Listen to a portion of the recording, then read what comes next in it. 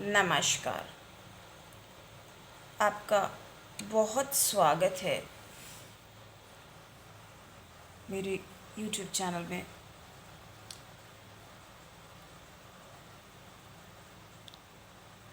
शिव जी को सर्वाधिक प्रिय सावन महीने का प्रारंभ हो चुका है, तो सभी भक्तगण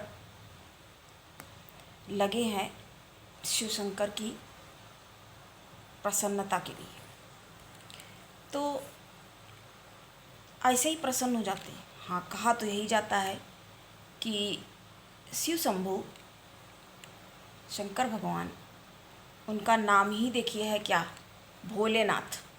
तो भोलेनाथ जब नाम है, तो हमने पिछले वीडियो में भी बताया आपको कि उन्होंने कैसे वरदान दे दिया।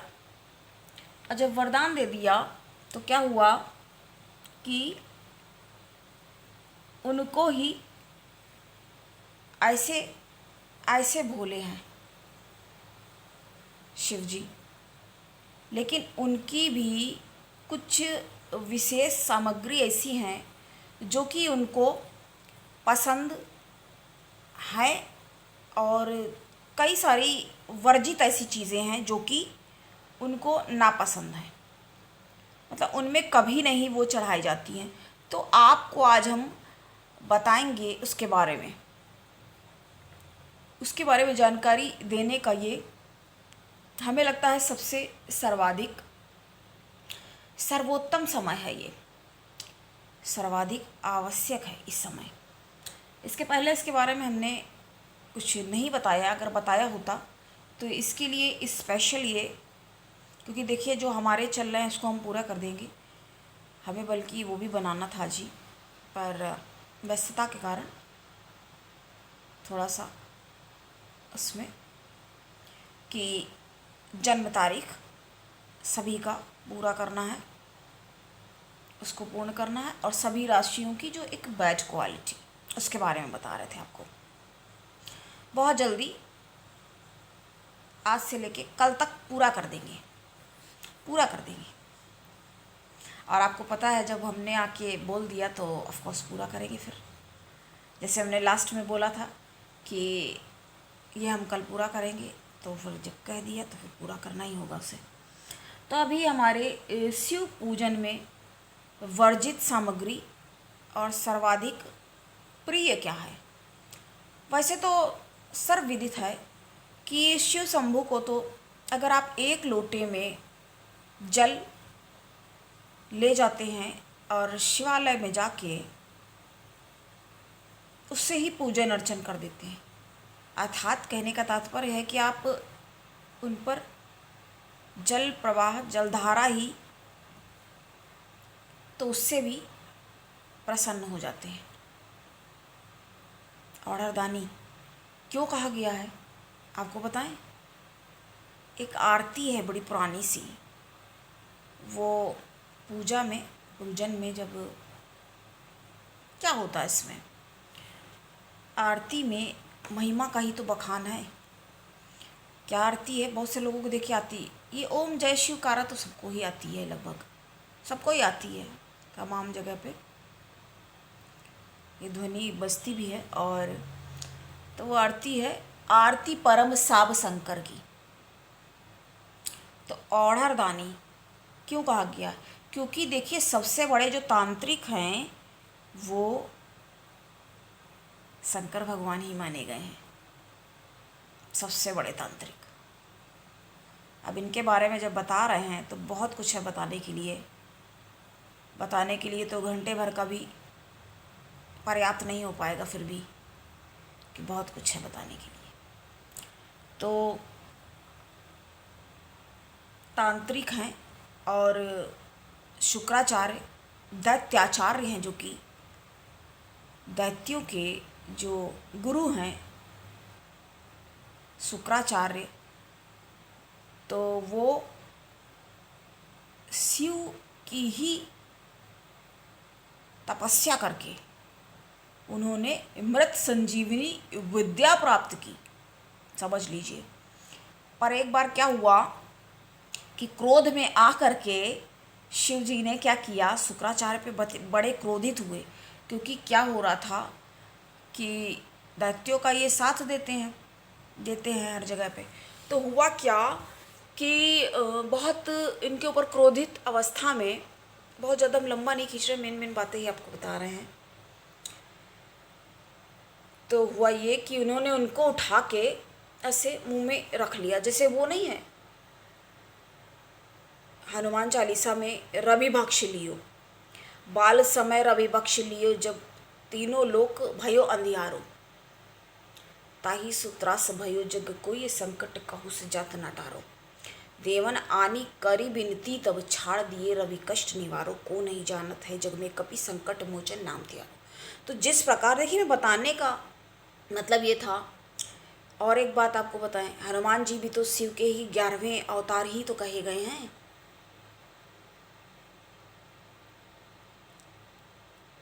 और उनकी जो पूंछ है उसको भवानी कहा गया।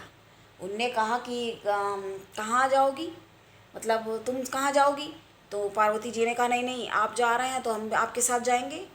तो ये बात हो गई थी। देखिए कई सारी बातें आज इनके बारे में। तो हम बता ये रहे थे कि इन्होंने शुक्राचार्य को निगल लिया। कहने का उदाहरण, जैसे इनके साथ भी इन्होंने सूर्यदेव को मुंह में जब रख लिया, मुंह ये फूल गया, तो वहीं से इंद्र ने जब वज्र का प्रहार मुंह पे किया, मुख पे, छोटे बाल हनुमान पे, तभी उसका मुंह जो है फूल गया, वहीं से हनुमान नाम पड़ गया, वहीं से ये नाम प्राप्त हुआ। तो उसी तरह से शुक्राचार्य को क्रोध में आकर के, क्योंकि उनका क्रोध बहुत ज़्यादा भयंकर होता है ना, तांडव करने लग जाते हैं, तांडव करने लगते हैं क्रोध में, प्रसन्न में भी। वही चीज़ आ रही है ना यहाँ पे।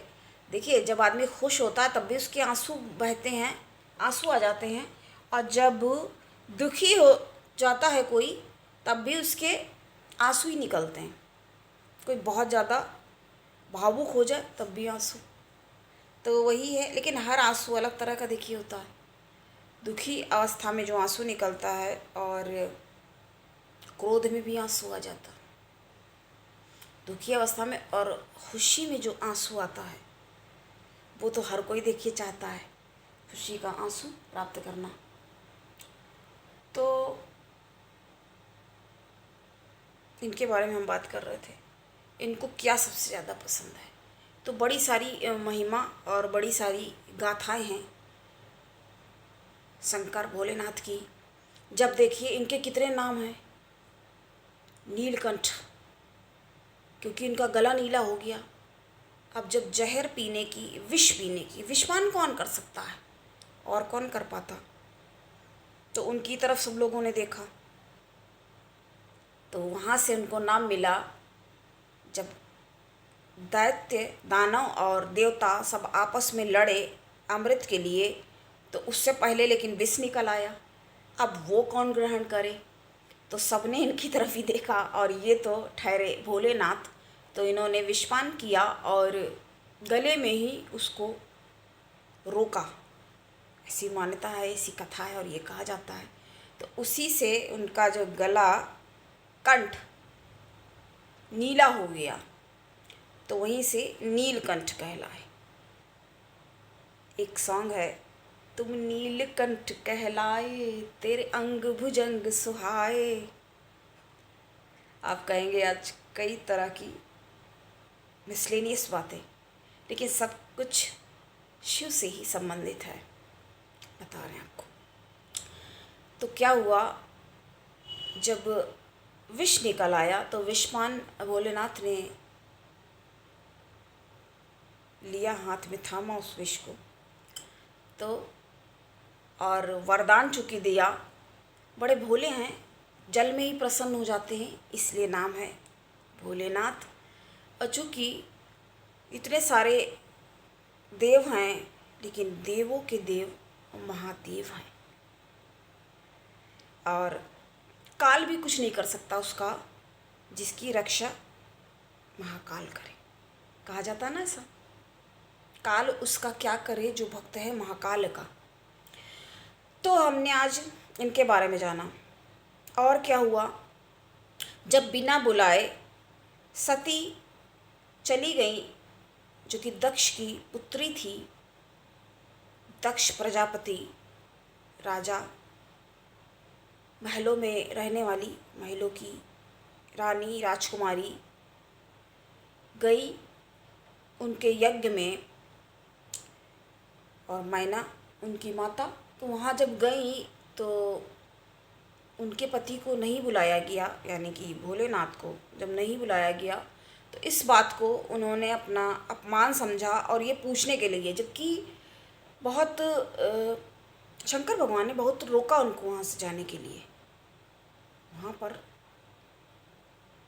वहाँ पे जाने के लिए जब कहा, अपनी इच्छा जताई कि यहाँ जाएंगे और ये बात पूछेंगे कि सबको ही निमंत्रण जब मिला है तो जमाता हैं, जमाई हैं, दामाद हैं जो भोलेनाथ, तो उनको क्यों नहीं बुलाया गया। वहाँ गई, वहाँ दक्ष ने मर्यादा का उल्लंघन किया और उल्टी सीधी बातें, प्रपंच, गलत प्रलाप, निरादर और तिरस्कृत किया शिव को, जो माता सती के लिए असहनीय हो गया। तो उन्होंने कहा अभी बताते हैं। अब क्रोधित तो जब शंभु इतने होते हैं तो उनके बारे में इतना अनुचित बातें जब पिता के मुंह से कहती, इतना गंदा, इसीलिए उन्होंने कहा, इसीलिए रोक रहे थे यहाँ से आने के लिए यहाँ पर। लेकिन इतने लोगों में इतनी बातें जब सुनाई हैं तो अब वहाँ वापस क्या करने, मतलब क्या कहते ना, क्या क्या कहे जाके, क्या बताएं। तो रोक ही रहे थे। मालूम था कि जैसे अभी के समय में क्या होता है, ऑनर किलिंग, और अगर कोई मतलब अपने आप से आप अपनी लाइफ को नहीं जी भी नहीं सकते, रह नहीं सकते, जो करना है हमारे इशारे पे ही नाचो, तभी हमारी औलाद हो। तुम सबूत देते रहो, वो 1 साल सबूत दो, 2 साल दो, अपनी ज़िंदगी ही सेक्रीफाइस कर डालो, पर तुम सबूत देते रहो। तुम मर जाओ, सड़ जाओ, कुछ भी हो जाए, बट तुम सबूत देते रहो। तो ये सब जब हुआ तो उन्होंने कहा अभी बताते हैं। तुम्हारे बड़े यज्ञ के भाग धारण करने के लिए अपना सम्मान और साम्राज्य विस्तारित करना चाहते हो, अभी रुको, तुम्हारे यज्ञ का विध्वंस कर देंगे। दक्ष प्रजापति की पुत्री पार्वती, पार्वती नहीं कहेंगे, भी सती कहा जाएगा, सती हो गई ना। तो इतनी बातें उन्होंने कही और उसी आग में, अग्निकुंड में कूद गई, उसी आग में। तो आग में जलने लगी और सारे लोग देख रहे हैं। अब ये समाचार जब तक शिव जी को पहुंचा, उसके बाद उन्होंने तांडव शुरू कर दिया। उन्होंने कहा अब कोई नहीं बचेगा, यहाँ किसी को नहीं छोड़ेंगे, सबको, सारी सृष्टि को आग लगा डालेंगे। और तुम लोगों सबके सामने हमारी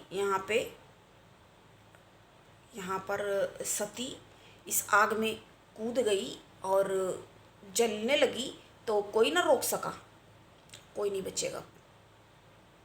और दक्ष के ऊपर क्रोध किया कि ये देखो, इसने बेटी को मार डाला। तो यही तो बात हुई ना। अभी हम आपको सरल बातों में समझा रहे हैं, बता रहे हैं। वैसे हमें पता ही है कि पर ये ऐसी बातें किसको नहीं अच्छी लगेंगी, पता तो आपको होगा ही। ऐसा तो नहीं हो सकता कि आपको पता ना हो। जब हमारे दर्शकगण हैं तो पहले ही भूल चुके हैं, ऑलरेडी काफ़ी इंटेलिजेंट, तभी इधर देख रहे हैं और समझ पा रहे हैं और सुन रहे हैं। बट कहते हैं ना, प्रसंग, रेफरेंस, कॉन्टेक्स्ट, प्रसंग, एक्सप्लेनेशन थोड़ा सा कर रहे हैं, तो ये किसको नहीं अच्छी लगेगी बातें। ऐसी कहानी है, कैसा संघर्ष। अब बताइए, जब भगवान ने इतना संघर्ष किया है तो हम सब समझ लो उनकी ही अगर संतान है, तो इंसान है, तो इंसान को संघर्ष कैसे नहीं मिलेगा। संघर्ष क्यों नहीं करना पड़ेगा, इंसान को भी तो संघर्ष तो करना ही होगा ना। जब हमारे भगवान ने, समझ लीजिए, इतना संघर्ष किया है। ना ही कृष्ण का जीवन सरल रहा। रहा क्या सरल? नहीं रहा सरल। तो ये सब हुआ और फिर क्रोध किया जब उन्होंने, सबको ही फटकार क्या, सबसे ज़्यादा गलत तो यहाँ पर दक्ष ही है ना, दक्ष कहे जाएंगे। पर ये उम्मीद नहीं थी कि ये हो सकता है और ये हो जाएगा। उनको हर समय यही चैलेंज दिया करते कि इनकी क्या ताकत है और ये क्या कर लेंगे, और ये भस्मीभूत बन के भस्म लगा कर भस्म रमाए, ये टहला करते हैं और घूमते हैं, मतलब कुछ भी होता है ना। कुछ लोग देखिए क्या हो गया, अब हम कितनी भी अच्छी बातें करें तो हमारे बारे में भी तमाम लोग, पर उनसे विचलित नहीं होना होता है। तमाम बुराई करते घूमते रहेंगे। अच्छे से अच्छी बात आप कर लीजिए, और बुरे का तो क्या ही कहा जाए, कहते बुरे भी आगे बढ़ते रहते हैं। लेकिन देखिए कुछ भी हो, समय का चक्र तो घूमता ही रहता है, और जो जैसा करता है वो फिर कहीं ना कहीं से उसको मिलता ही है। तो ये सब कुछ इतना अनर्थ जब हो गया, यही शिव शंकर ने क्रोध किया कि इतना अनर्थ आप सब लोगों के सामने हो गया, कोई कुछ नहीं, अब इसको नहीं छोड़ेंगे, इसकी तो गर्दन ही काट देंगे। और दक्ष की वहाँ से गर्दन काट दी,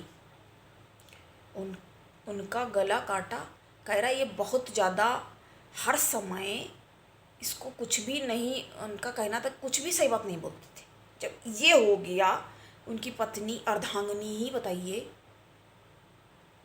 अपमानित उनके पति को ऐसा किया, बुलाया नहीं। सही बात है, बुरा लगने वाली बात है। सबको यदि समझ लीजिए बुलाया जाए, समग्र जितने भी, मतलब ऐसे समझेंगे एक शहर है या एक गांव है, सबको बुलाया जाए, सिर्फ एक लोगों को छोड़ दिया जाए, और वो भी एक जो उसके ही संबंधी कौन सा ऊंचा दर्जा दिया जाता ना दामाद को, हमारे सनातन हिंदू धर्म में। लेकिन यहाँ पर तो जैसे लगता है शास्त्रों के बारे में उल्टा सीधा बोलने का, उनका विरोध प्रदर्शन करते रहने का कुछ ना रखा है शास्त्रों में। ऐसे ऐसे तो लोग हैं, कुछ नहीं है किताबों में। ये सब बोल के उनकी अवहेलना और उपेक्षा करने का जैसे लगता बिल्कुल लाइसेंस लेकर के रखा हुआ लोगों ने। यही तुम हो ऐसे धर्म के, तुम लोग अपने बारे में बोलते हो, खुद क्या हो। यहाँ से ये स्पष्ट होता है कि तुम खुद कैसे हो तो इस तरह की बात कर रहे हो। हम तो देखिए जो चैनल देखते हैं यही बताना सब शुरू कर देते हैं कि हम जो बता रहे हैं वो नहीं मिलेगा, ये वो। बहुत सारे देखिए हम बताएंगे कि काफ़ी सारे यहाँ पे फ्रॉड भी हैं, मतलब कुछ लोग तो बिल्कुल ऐसा ही है। लेकिन आप स्वयं समझदार हैं और जानकारी बचाव है, आप अपने आप से अपना समझ सकते हैं। लेकिन पता क्या है, जिसको जिधर जाना उधर ही जाएगा। दुष्ट है, बुरा है तो वो बुरे के पास पहुंच जाएगा, अच्छा है तो अच्छे की तरफ मुड़ जाएगा। हम तो सिर्फ यही जानते हैं, क्योंकि लेकिन वो भी चीज़ है, दोनों बातें देखिए देखने में। जैसे हमने ये भी कहा है संगत से सब हो तो संगत सब जाए, लेकिन ये भी बात है क्या, नीच नीचाई ना तजे सज्जनहू के संग। वही चीज़ है ना, चंदन विष व्यापत नहीं, लपटे रहत भुजंग। तो बहुत समझाने की कोशिश जैसे दुर्योधन को की गई, लेकिन कहेंगे आप फिर से उदाहरण इसका दे दिया। कृष्ण ने क्या कोशिश नहीं, बहुत कुछ समझाने की, लेकिन नहीं, पाप का घड़ा भरता है, जो भरने में तुला हुआ है पाप का घड़ा। और एक प्रश्न का उत्तर जरूर आज आपको देंगे, क्योंकि ज्योतिष जिज्ञासा वाला हो नहीं पा रहा है, का देंगे उसको भी बहुत जल्दी। तो नहीं सुधरते ये लोग, क्योंकि जो दुष्ट है तो वो अपनी दुष्टता को नहीं छोड़ता है, नहीं त्याग सकता है। इस तरह से हम बात इनकी कर रहे थे, तो क्या हुआ, उन्होंने, शिव ने दक्ष का जब मस्तक काट दिया और कहा अब इसको, ये बहुत ज़्यादा मैं करता है तो मैं करे, और बकरे का ही सर लगा देते। उसके बाद बकरे का सर लगा दिया, समझ लीजिए इतना कुछ हुआ। उसके बाद जा कर के बहुत परेशान हुए उनका वो अग्नि का जलता हुआ ही उन्होंने अपने हाथ में उठा लिया और तांडव करने लगे। काफ़ी बहुत कुछ हो गया, इतना कुछ जो भी हुआ। उसके बाद किसी प्रकार से फिर विष्णु ने ही अपने सुदर्शन चक्र से उसको अग्नि से जो जल रहा था वो लिए घूम रहे थे, क्योंकि उनके जैसा कौन हस्बैंड हो सकता है, उनके जैसा पति, सुरक्षा और क्या इतना भी ऐसे ऐसे लोग। हाँ हो गया ये करते, छोड़ो। अरे छोड़ो कहाँ, जो कर्म किया वही तो आगे आ जाता है ना। उन्होंने भी तो तपस्या करके ही प्राप्त किया उन्हें, तो खंडित कर दिया उनके शरीर को, तो फिर इधर उधर गिर गए।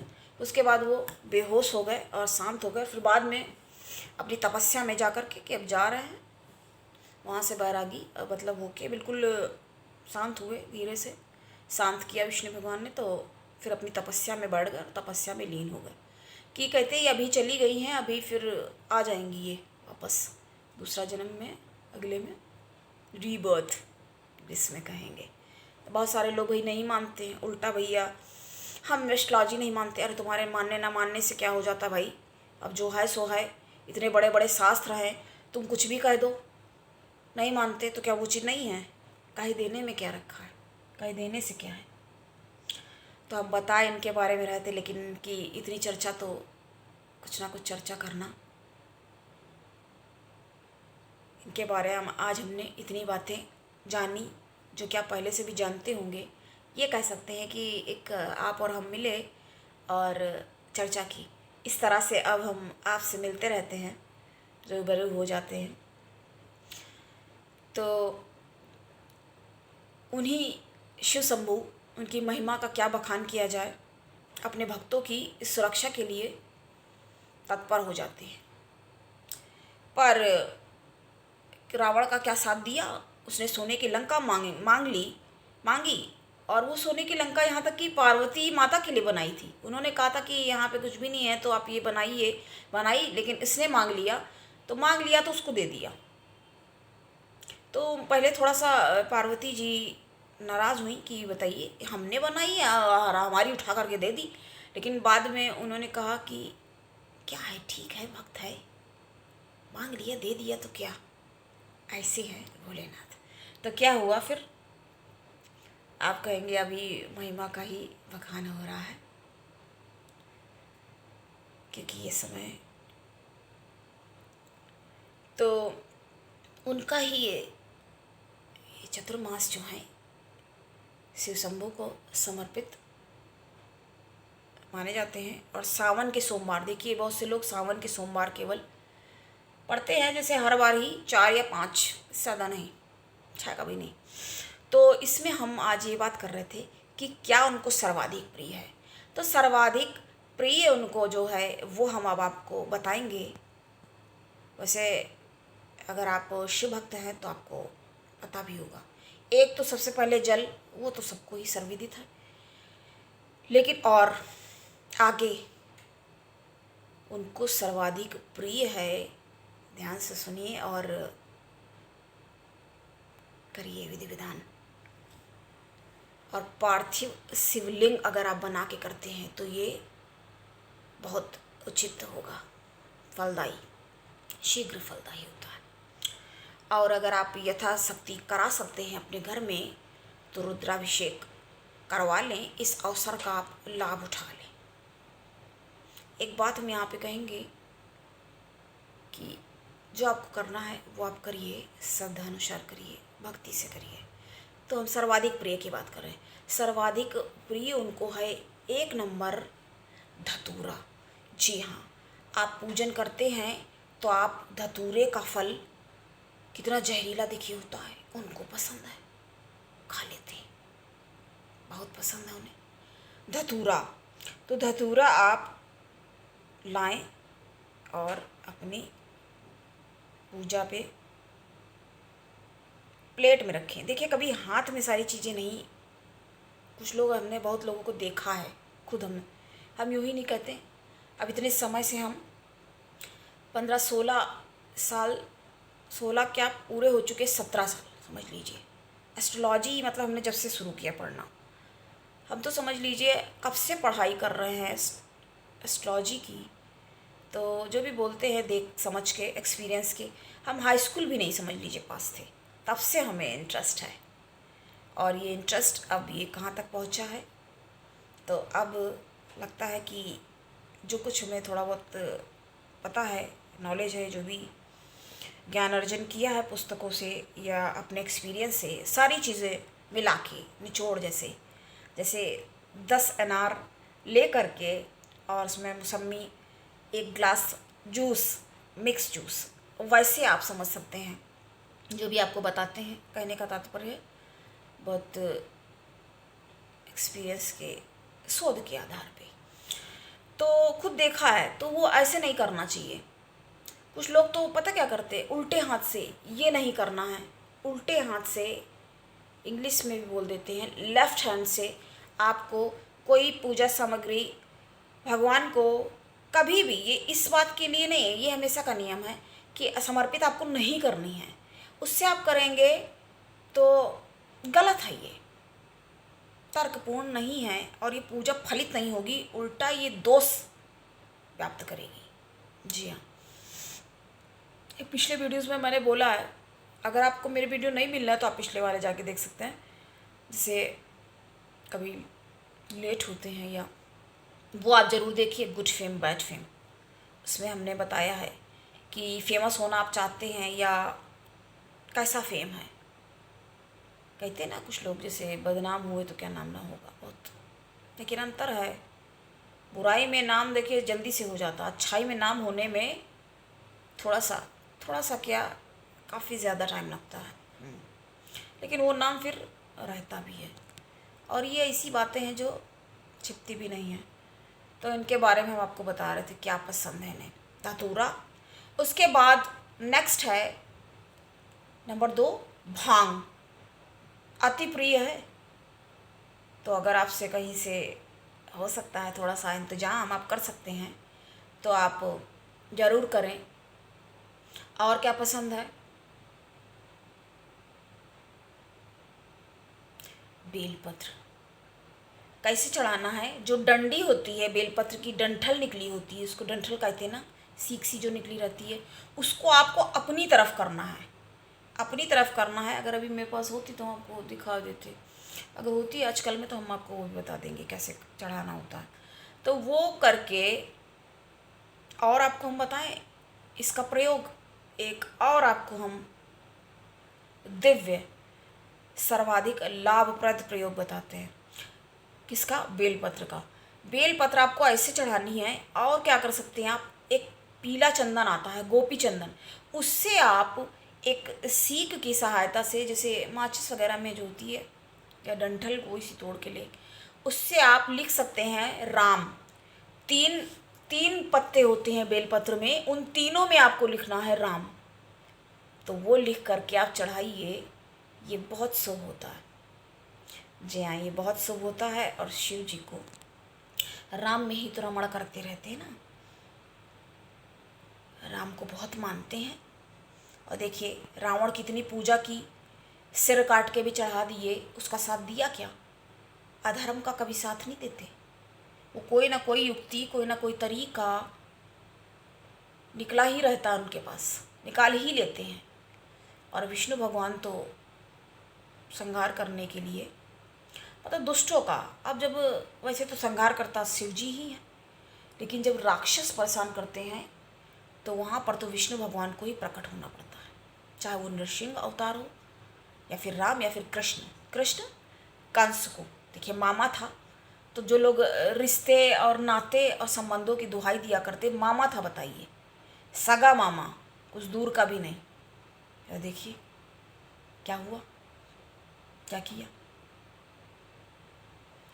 तो न्याय ज़रूरी है ना, धर्म की रक्षा के लिए जब धर्म पे बात आती है तो हमने आपको इतनी वस्तुएं बताई जो कि शिव जी को सर्वाधिक प्रिय है, बहुत पसंद है उनको। ये आप इतना ही करिए, इतना ही कर लीजिए, ये बहुत ज़्यादा लाभकारी, शुभकारी। और हाँ, अगर आप नारियल भी चढ़ाना चाहते हैं तो आप पूरा ऐसे साबुत नारियल ला करके वो भी उनके पास चढ़ा सकते हैं और रख सकते हैं। अब शिव पूजन में वर्जित क्या क्या है वो भी हम आपको बताएंगे। तुलसी, जी हाँ, देखिए तुलसी चढ़ाई जाती है विष्णु भगवान पे। विष्णु जी की पत्नी है ना वो, तो उन पे कैसे, है ना, तो इन पे नहीं, आपको इनके प्रसाद में भी तुलसी आपको नहीं रखनी है। प्रसाद आपको जो रखना है ऐसे आप रखेंगे, लेकिन आपको तुलसी उसमें नहीं रखनी होगी। और आपको फूल रखने होंगे, चमेली के आप रख सकते हैं। आपको फूल नहीं रखने होंगे क्योंकि ये निषिद्ध है, तुलसी निषिद्ध है, याद रखना होगा आपको। गेंदा और गुड़हल, गुड़हल का फूल भी इनको नहीं चढ़ाया जाता है, शिव जी को नहीं पसंद है। ये पसंद है, इसके बारे में हम बाद में ही बात करेंगे, लेकिन चलिए बता रहे हैं। तो हनुमान जी को पसंद है और माता को पसंद है, माता दुर्गा को पसंद है। तो गुड़ और सूर्यदेव को पसंद है गुड़हल का, जी हाँ, बहुत पसंद है उनको। गुड़हल का फूल चढ़ाइए, बहुत ही ज़्यादा जो लाभकारी। लेकिन हमने आपको बता दिया ना, सर्वाधिक प्रिय तो उनको धतूरा भांगी है और केतकी। अब हम बहुत लंबा इसको नहीं करेंगे, लेकिन फिर भी जो पूरा करना है वो बता दें। तो निषिद्ध है, नहीं चढ़ाना होगा। और हाँ, जो नीले वाले फूल आते हैं, नीले फूल, वो शनिदेव पे भी चढ़ते हैं और शिव शंभू को पसंद है। माला आपको चढ़ानी है, सफ़ेद पुष्पों की माला चढ़ाएं। इसमें चमेली के अगर आप चढ़ाते हैं तो ये, और एक फूल आते हैं जो आकड़े का पेड़ है, उस पे जो फूल लगी होते हैं, वो आप अगर उन पे चढ़ाते हैं, वो उनको अति प्रिय है, बहुत पसंद है। वो गणेश भगवान को भी पसंद है। और देखिए, जो चीज़ बेटे को नहीं पसंद वो पिता को भी नहीं पसंद, बाप को नहीं पसंद, बेटे को नहीं पसंद। तो तुलसी गणेश भगवान और शिव जी पे बिल्कुल कभी नहीं, भूल कर भी नहीं, अन्यथा आप उल्टा वरदान तो दूर, क्रोध, आप कोप भाजन बनेंगे, क्रोध के भाजन बन सकते हैं फिर उनके, क्योंकि ये जो चीज़ें हैं ये बिल्कुल उनको नहीं पसंद हैं और ये आपको नहीं चढ़ाना होगा। और एक चीज़ हम बताएंगे आपको, ध्यान से आप सुन सकते हैं इस बात को, बहुत ज़्यादा, मार्क माय वर्ड्स। देखिए, आप एक तो स्किप करके मेरा बिल्कुल मत देखिए, अगर आपको अच्छा लगता है तो आप दोबारा भी देख सकते हैं, बल्कि आप दोबारा देख लें और ध्यान से समझ लें। शिव भगवान पे, शंकर जी पे कभी तेल नहीं चढ़ाना चाहिए। जो सरसों का तेल है, देखिए शनिदेव पे चढ़ता, हर एक की देखिए पसंद है। अब आप ही है, आपकी मान लीजिए कोई चॉइस है, तो जो चीज़ पसंद है तो ये सारे नियम होते हैं, इसीलिए तो हमारा, और किसी में कोई नियम है? अब जो सरल है तो उसमें ही इतना कुछ लोग सोचते हैं मिल रहा है। तो हमारा धर्म इसलिए सर्वोच्च है क्योंकि बहुत कठिन है, सनातन धर्म है ना। सनातन धर्म प्राचीन, पुरातन और सर्वोच्च क्यों है? क्योंकि ये कठिन है, हर किसी के बस का है नहीं भाई साहब ना, ये हर किसी के बस का है नहीं। तेल कुछ अवस्था में चढ़ाया जाता है, वो हम आपको बाद में बताएंगे। शत्रु से कहते हैं अगर बहुत ज़्यादा भयभीत हो रहे हो, बहुत ज़्यादा डर हो या परेशान, लेकिन नहीं, कभी नहीं चढ़ाना, क्योंकि उसका कहते हैं ना इफ़ेक्ट, रिएक्शन, एक्शन तो चलता ही रहता, फिर बहुत ज़्यादा घातक परिणाम देखने में पाए जाते हैं। तो आपको सरसों का तेल, मस्टर्ड ऑयल, के कड़वा तेल, यूपी में वो बोला जाता है, हमारे हम लोग कानपुर, लखनऊ, यूपी में बोला जाता है कड़वा तेल, ये नहीं चढ़ाना है किसी भी अवस्था में। कह सकते हैं कि आपको ये बिल्कुल भी नहीं चढ़ाना है। तो आज हमने आपको बताया कि क्या क्या उनकी पूजन विधान में निषिद्ध है। तो ये सारी चीज़ें भगवान शिव को नहीं पसंद है, और ये अगर आप चढ़ा देते हैं गलती से भी, अगर गलती हो गई है तो उसके लिए आप क्षमा मांग सकते हैं। और ये सारा पूजन विधान हमने आपको पसंद बताया, पसंद आप चढ़ाइए, पसंद की चीज़ें। तो पसंद की चीज़ें जब आप चढ़ाएंगे तो प्रसन्न होंगे तो आशीर्वाद प्राप्त करने के लिए प्रसन्न करना होता ना। नापसंद की चीज़ रख दोगे किसी के आगे, मालूम है नहीं पसंद है और रख दिया उसके आगे, तो क्या होगा, प्रसन्न हो जाएगा ना। इतना तो समझना पड़ेगा, ये आपको समझना होगा। तो आज आपको हमने बताया उनको क्या क्या पसंद है और क्या नहीं पसंद है। अब हम आपको उनके प्रसाद के लिए बताएंगे। इनके प्रसाद में खीर, जी हाँ, सर्वाधिक प्रिय है खीर।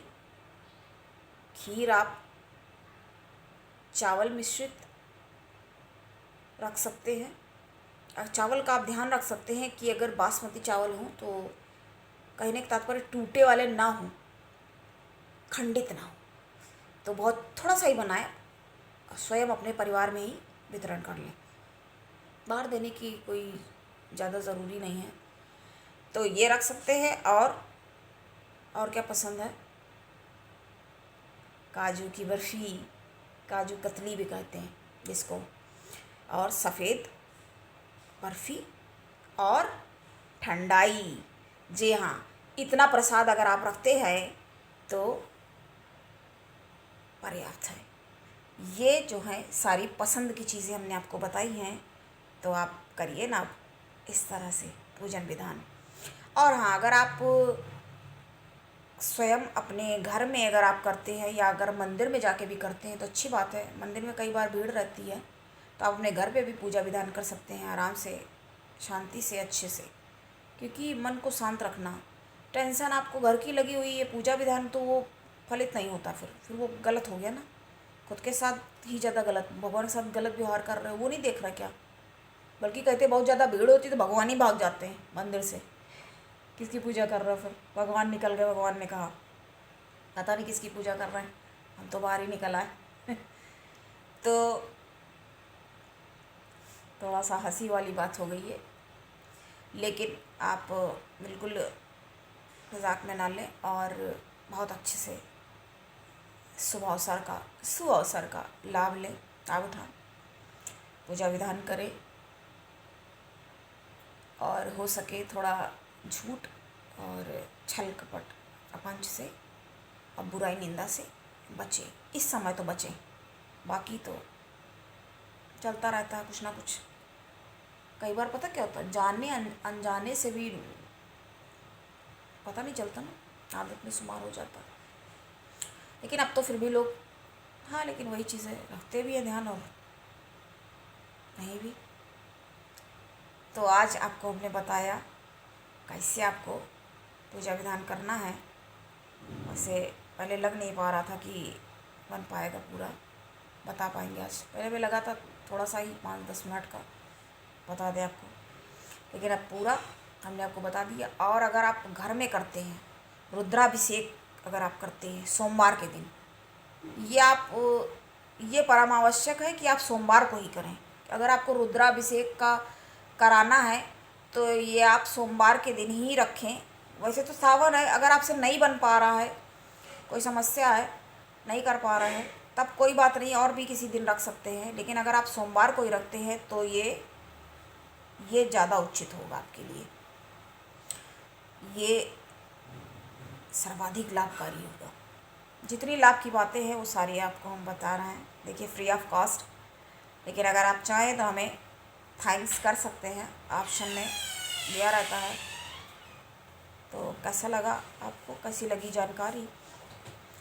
और घर में अगर आप रुद्राभिषेक करते हैं या आप नहीं भी करते हैं तो आप मिट्टी लाके, गीली मिट्टी, पार्थिव शिवलिंग स्वयं बना के, उसका एक अपने हाथ से बना के करने का एक महत्व ही अलग है। तो अगर वो आप करते हैं तो इस तरह से पूजन आपका पूर्ण होगा। अब ऐसे मन से, मनवांछित तरीके से बिल्कुल पूजा जब आप करेंगे तो लाभ होगा। सबसे बड़ी बात लेकिन यह है कि विश्वास फलदायक का, हमने आपको पहले भी कहा है, फिर से आज कह दिया।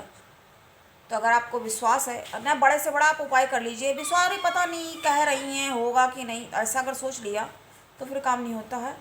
और अगर विश्वास है आपको तो वो काम बहुत अच्छे से ऑफ कोर्स होता है पूर्ण।